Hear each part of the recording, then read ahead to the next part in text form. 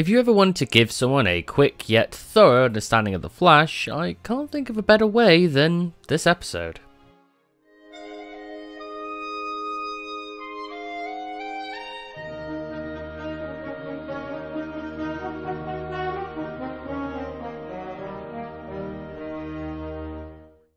We start out with a group of Flash's rogues gallery at a bar. These hardened criminals are of course discussing their evil deeds in only the way cartoon villains can. Well, at least he didn't make me eat my own laser kaleidoscope. That's a rumor. A complete exaggeration. And anyway, it was a laser pistol. Or maybe they're just talking like regular people. My mistake. The group of Trickster, Mirror Master, Captain Cold, and Captain Boomerang all decide to take revenge on the Flash, on the same day that a museum is to be opened in his honor. We see the Flash in his secret identity of plain old Wally West before being transported to the Watchtower, where he manages to talk Batman into coming to the museum's opening. Be great if one of the original 7 made it.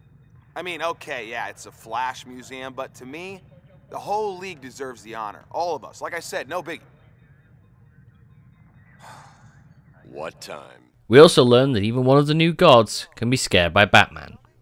You'd never see me at one of these museum openings. It's not black tie, is it? Moving to Central City, we see Flash doing as he does every day, talking with everyone, being the city's favourite son, and helping lost... Oh, that can't be good. Mirror Master. You're quick as ever. Yeah? Well, you're not really all there. Oh, nice try. If you had another minute, you'd probably think of a decent comeback. Mirror Master attempts to kill Flash, but of course fails, with the next attempt being Captain Boomerang's. And I wonder what he'll attack with. A poisoned didgeridoo perhaps? A strangling cork hat? Or... oh yeah, of course. Boomerangs. Flash ends up attached to a large boomerang, but is able to disable it, as Orion proves that his actual name should be Captain Obvious. Flash, Hey, guys. you're tied to a very large boomerang. Yeah? The team of villains bicker slightly, but decide to attack Flash altogether at the museum, with the Trickster being left out, for obvious reasons. Firstly, I get 400 cases of fake dog vomit. I grease the bottoms of them, and when the Flash runs into them, the whole mess slides into a wall of metal spikes. Flash, Batman, and Orion go to the same bar from the beginning, looking for information on the villains, finding the Trickster sat at the bar alone. Gotcha! And while Orion simply wants to just beat the answer out of him, Flash has a bit of a different approach. You're not well. I'm fine. You want to throw some darts? No. Listen, James, you're wearing the suit again. I am? Well, what do you know? Here's the deal, buddy. Tell me where those guys went, and I promise to come see you in the hospital. We'll play darts. The soft kind. Okay. With Flash being able to convince Trickster to turn himself in, the trio prepare themselves for the villain's ambush, with Orion showing himself to still have his stick up his ass. Central City builds statues to this fool, who makes bad jokes, who concerns himself with pitiful men like the Trickster. I don't understand. No, you don't. And of course the plan doesn't really go that well. The fight rages throughout the museum, destroying several exhibits, and ends up with Flash and a reporter trapped in Mirror Master's alternate dimension. And while Batman and Orion do begin to get their asses handed to them, Batman proves that as usual, he always has a plan, firing a flare into a mirror to alert the Flash. With the Flash back in play, the trio turn things around, subduing, beating, and breaking the villains one by one. While the people of Central City is sad about the museum being destroyed, Flash simply shrugs it off, with Orion taking a stab at trying to understand the Flash again.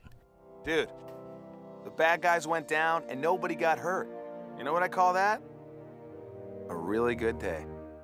Ending the episode.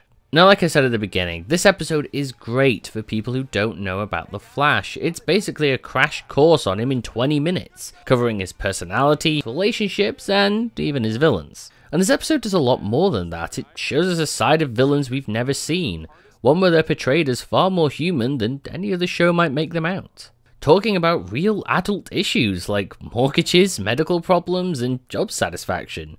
Which of course is made funny because it's rare that we ever get to see villains talk like they're the cast of Friends. Hell, the episode even deals, albeit slightly, with mental disorders, and having the Flash simply talk to the Trickster instead of attacking him, understanding exactly what's wrong with him.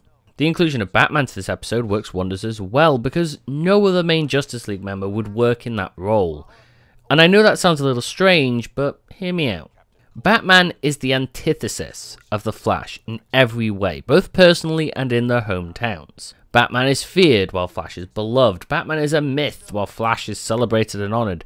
Batman is a monster that stalks the night, while Flash is an angel that shines brightness upon the world. I would even go so far to say that I think Batman wants to be like the Flash, or at least what the Flash represents within Central City. A beacon of hope, a figure for others to follow and imitate, with it not truly mattering if they have superpowers or not. Orion in this episode is the outsider looking in on all this, thinking it's stupid and idiotic how Central City treats the Flash, and while he does possibly gain some idea of why the Flash is as he is, he still really doesn't understand him by the end. But hey, what are you gonna do? Justice League Unlimited has a lot of great episodes, it's just a fact, but there are very few like this one. Ones that can focus so much onto a single character that it reveals things about others without even having to try. But for now, I've been Tyas, this has been Tyas Looks At, and I'll see you next time. Thanks for watching this video. If you want to be kept up to date with new content and show some support for the show, you can find our page on Facebook, find me on Twitter at Tyas Looks At, or subscribe to this channel on Dailymotion. Or if you want to support the show even further, you can find it on patreon.com/TyasLooksAt. Supporting the show will give you access to videos earlier than anyone else, additional bonus reviews, as well as other perks, and allow me to spend more time making content like this. In any way, shape or form you choose to show your support to the show, thanks for watching.